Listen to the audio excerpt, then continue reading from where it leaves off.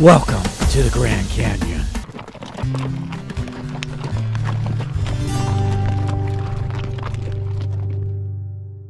At 277 miles long, more than a mile deep, formed by the Colorado River, the Grand Canyon is a natural wonder. At its widest point, 18 miles across, and 4 miles at its narrowest point. In this video, we'll show the many ways to explore the canyon. The Grand Canyon changes you not only physically, but mentally, especially if you spend some time inside. One of the best ways to experience the nature of the canyon is on a mule you can take to the canyon's floor or around the south rim. This is the most clear and defined and oldest section of Earth's history that you can find anywhere on the planet.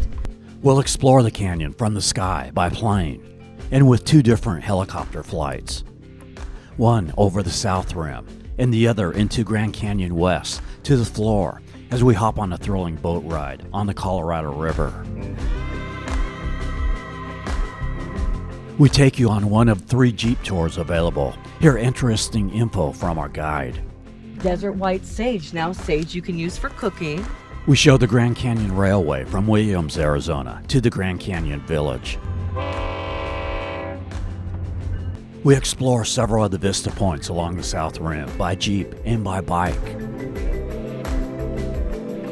Show you around Market Plaza and Grand Canyon Village. Then take the shuttle all the way to Hermit's Rest. Show the hiking and biking trails. Then on the west rim, explore Eagle Point, where the Skywalk is located at. Then travel to Guano Point, where you can learn more about the Hualapai tribe. We'll take you to Bearizona, located in Williams, Arizona, a drive-through wildlife park, where you can see some exotic animals. Also tour the Highway 66 Museum in Kingman. We give some tips on lodging. It's time to giddy up. We are cleared for takeoff. So sit back, relax, and enjoy the ride as we help to prepare you for your Grand Canyon getaway.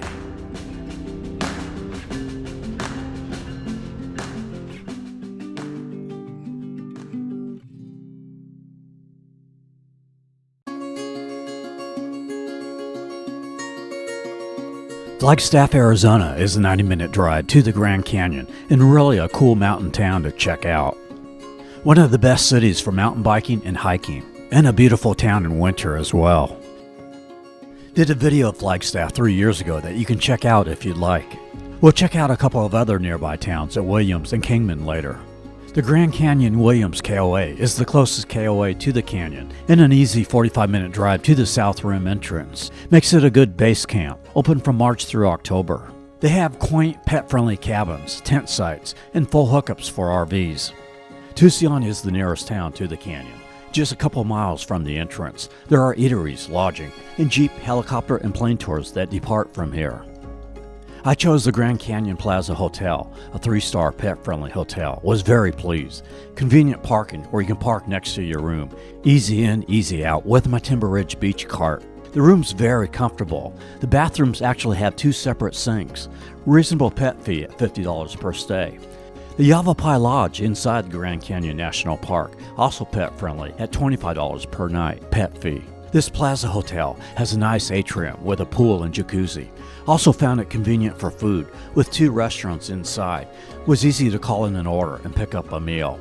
For breakfast, there's a McDonald's across the street and a nice area on the backside of the hotel to eat your food while enjoying the nature. Also at Tucson is the Grand Canyon Airport, where a wide variety of tours by plane or helicopter depart from. I chose Papillon. It's $229 for a 25-minute tour or $339 for a 45-minute tour, which is what I did because it takes you all the way to the North Rim.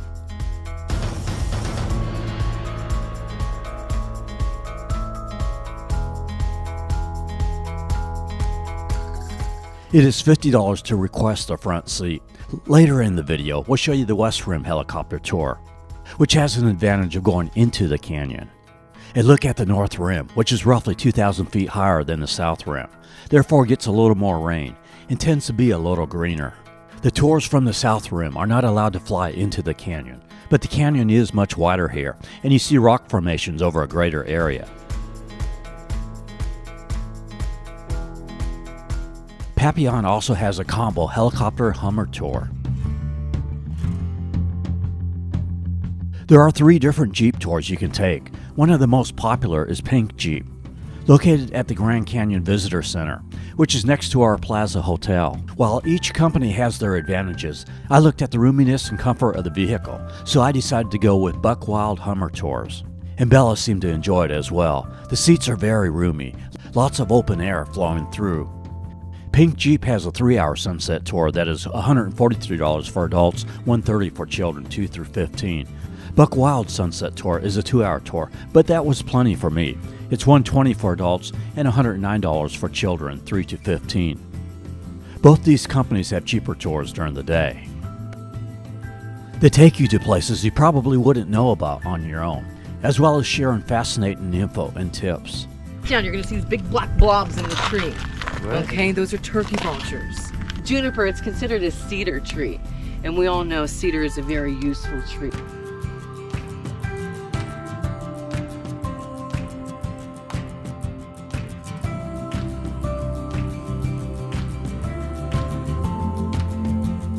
Okay, we've taken you inside the national park via tours. Now we'll drive in. A tip on the front entrance. Because of the big toll booths on the left, people don't realize the far right lane is an entrance as well, with a really small booth.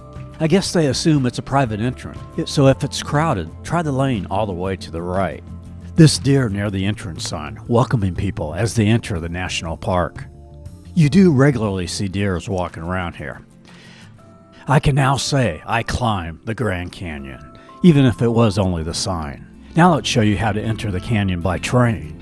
To do that, we take you back to Williams, Arizona. But first, let's show you a couple of things you can do in Williams before or after your train ride. Williams is a small town nestled in the pine country, an hour south of the canyon. There is less expensive lodging and dining in this area. Williams retains a lot of the Route 66 history, with a vintage style downtown. There's the Station 66 restaurant with wood-fired pizza and craft beer, nice elevated outdoor patio seating. There's the Canyon Coaster Adventure Park. The coaster is about $20 for adults, $10 for children under 54 inches. They also have tubing, both in summer and winter snow tubing.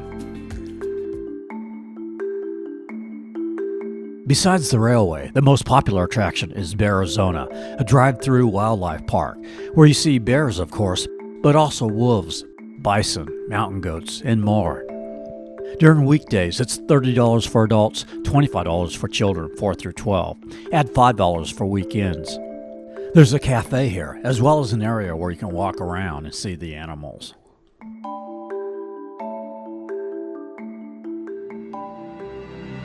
The Grand Canyon Scenic Railway has their own hotel that is across the street from the station. The steam engine pulls the train the first Saturday of the month, April through September.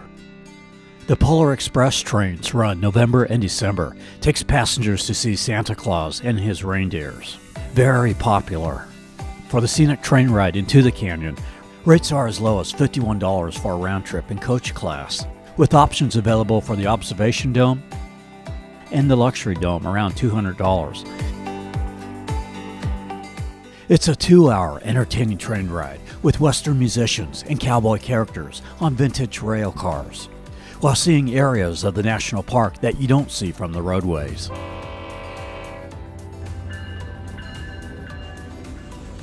It arrives at the historic train station at Grand Canyon Village on the South Rim, where you get 3 hours to explore before the train then departs back to Williams. This engineer, very friendly, gave me a bottle of water for Bella.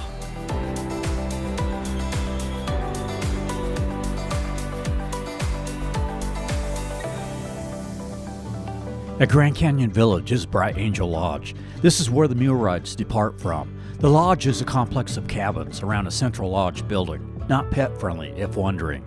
You book the mule ride by calling this number. There are 2 types of mule rides. First, a tour where you ride the mule along the Bright Angel Trail to Phantom Ranch at the floor of the canyon. This is a 2-day trip. Takes 5.5 hours to the bottom, where you stay at a cabin. Riders must weigh less than 200 pounds fully dressed and in decent physical shape. Not a whole lot of room for air. They've been doing these rides for 100 years, and no one has died yet. Or you can also do the 2-hour mule ride along the top of the south rim of the canyon, which is what I did. Riders must be less than 225 pounds for this trip. It's $160 per person. They give you a free desert-style water bottle. A shuttle takes you to the Yaqui Barn, 5 miles east of the village, which is where the mule rides begin. Up and over. Long-sleeve shirts, a broad-brimmed hat, and closed-toed shoes are required. Recommended ski caps and gloves for winter riders. Our guide, Joanna, was great. A mule is the result of a female horse mated with a male donkey. All the mules used here come from Tennessee. You ask, why mules? Mules are used because they are more sure-footed than horses. They can see all the way behind them. They can see their back feet. Horses tend to go out or they'll skip and you'll have footprints right next to each other. If you watch the mule in front of you, you'll notice that its back foot lands directly in where that front foot was. Also, a mule is smarter than a horse. Horse equivalent to a human is 1 to 2 years old, but a mule is equal to a 5 to 6-year-old human. You can train a horse to skydive or dive off of high dives into water bodies. You'll never get a mule to do that. Horses need water every day, whereas mules can go 5 to 7 days without water. Going across rocky locations. That's an osprey, guys.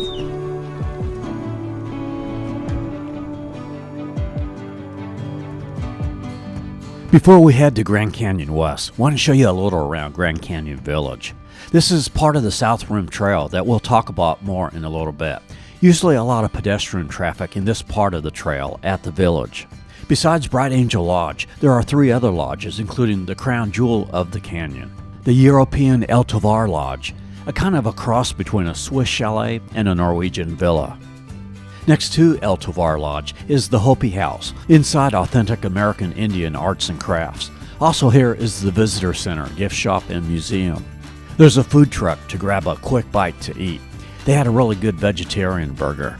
The South Rim Trail heading east from the village area goes on for another 4.5 miles to South Kaibab Trailhead, passing Mather Point and the Geology Museum, where we show the sunset on the Hummer tour.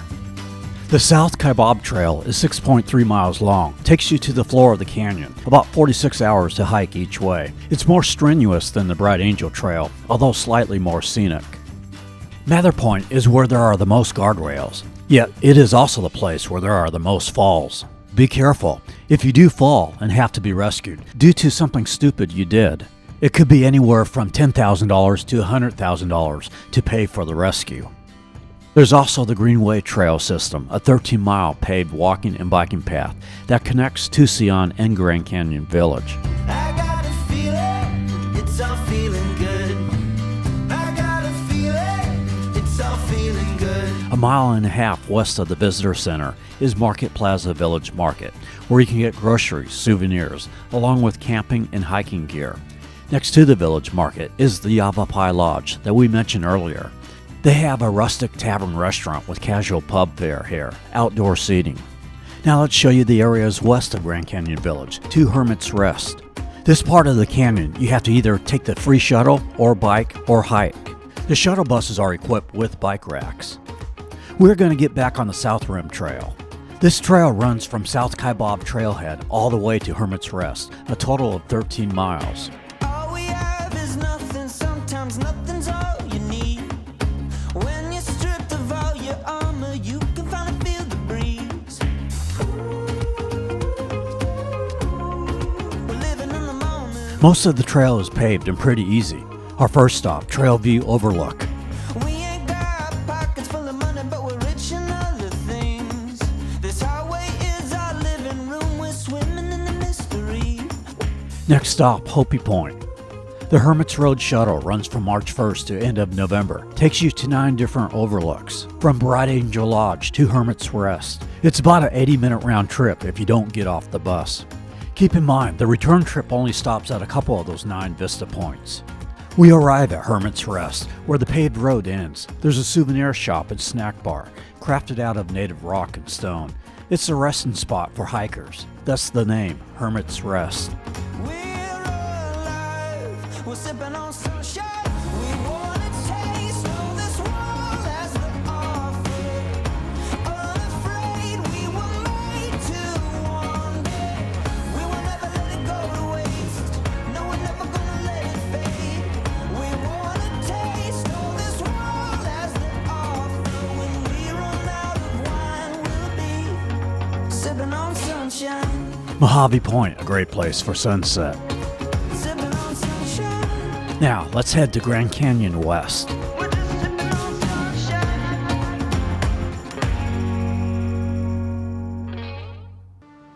If you only have one day to see Grand Canyon West, I think the best tour you can do is the Grand Voyager Rim to River Tour by Papillon Helicopters. It's a combo plane, helicopter, and boat tour. We showed a little of this tour in our Vegas video, but now we'll show you much more. If you begin from Vegas, it's a 7-hour tour, but if you begin from Boulder City, Nevada, it's a 6-hour tour. As the plane flies out of Boulder City, it soars over Lake Mead and Hoover Dam on its way to the Grand Canyon. This tour is $539, currently a $20 fuel charge, and if you want to do the Skywalk, add $60. Below Eagle Point, where the Skywalk is located at, you fly into the top of Grand Canyon West.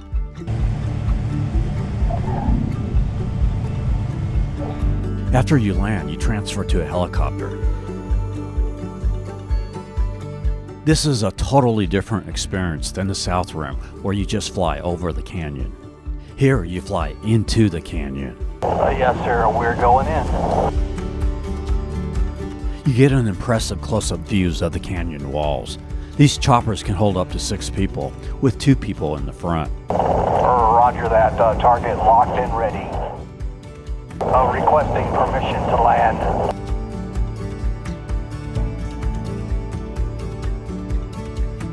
Once the chopper lands at the bottom of the canyon, you then transfer to a boat for a ride on the Colorado River.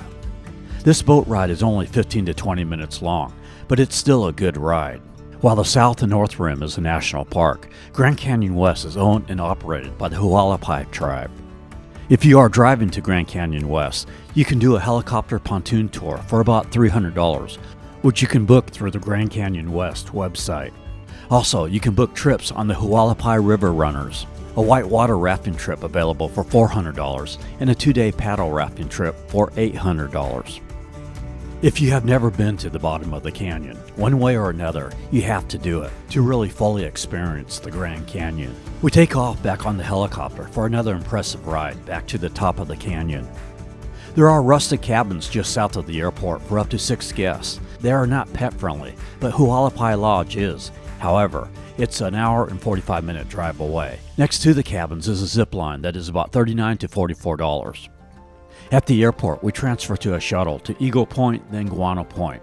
With this Rim to River tour after the helicopter ride, you get about 90 minutes to explore on your own via shuttle.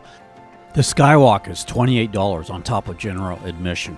You are not allowed to bring cameras or phones on the Skywalk. They do have a professional photographer where you can purchase a souvenir photo from. We move on to Guano Point, which gives you a much better view than Eagle Point. The scenery is dramatic. There's a cafe here. More places to play around. You can see Native American tribal structures here. There's a rocky outcrop you can climb for a better view. Also the High Point hike that goes to a historic tram that once stretched across the canyon. The High Point hike takes about 1 to 2 hours. I would have liked to have had more time, but had to be back at the airport for the return flight back to Boulder.